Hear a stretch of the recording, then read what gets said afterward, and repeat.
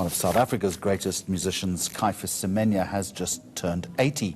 Semenya will be celebrating this milestone at the weekend with a concert. Close industry friends, we understand, will be paying tribute with some of his songs. Entertainment reporter Lindiwe Satoli is on that story for us.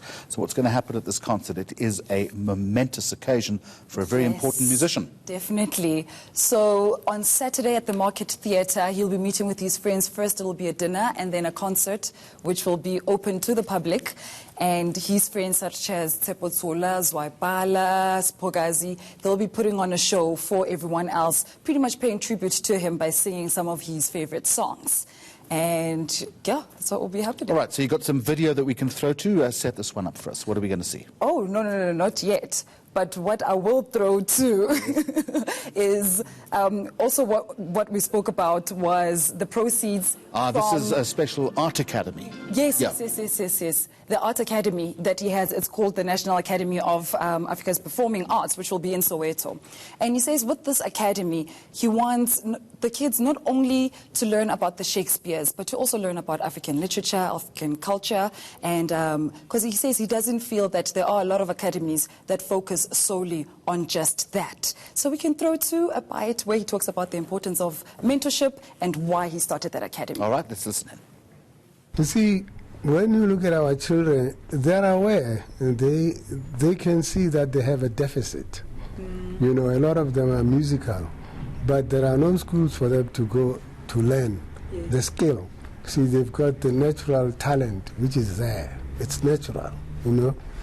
But even when you have innate talent, you need to enhance it with some technical aspects of that given art that you have. Because a lot of our youngsters are quite capable of playing the trumpet like Miles Davis in the future, only if we give them the opportunity to be taught by instructors. Yes. Absolutely right, all about mentorship. Someone was a little starstruck there during that interview, wasn't she? I was trying not to, I swear. It's not just about music, it's not just about the academy, but the background, the backdrop to all of this is a great love story. There really is. So outside of sharing the stages with other greats and working with people like Quincy Jones and Michael Jacksons of the world, he also shared a stage with Mamale Tambuli, who's also his wife, and she's also considered an icon. So he talks about how they met when they were performing together at a show, and I asked him how he keeps the fire burning after 50 years. How do they keep it burning, and how do they balance the work life? Their work life. How do they balance? It's all about keeping the fire burning. Absolutely. So we can listen to that. Yeah. If you said to this person you love them the first time you saw them, and you were convinced you loved them, and that's why you went to them and said, I love you. Yes. So what has changed, man? What makes you say, I don't love you anymore, man? I think the most important thing when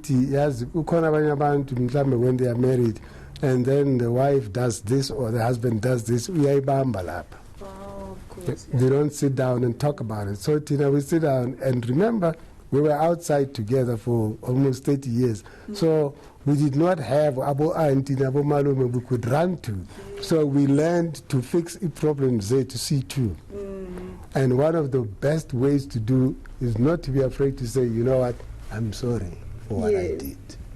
Very powerful words, those. I'm sorry. Concert Saturday night. Yes, Saturday night, Market Theatre at about 8 p.m. All right, Lindiwe Satoli, thank you very much indeed. Still to come live at lunch.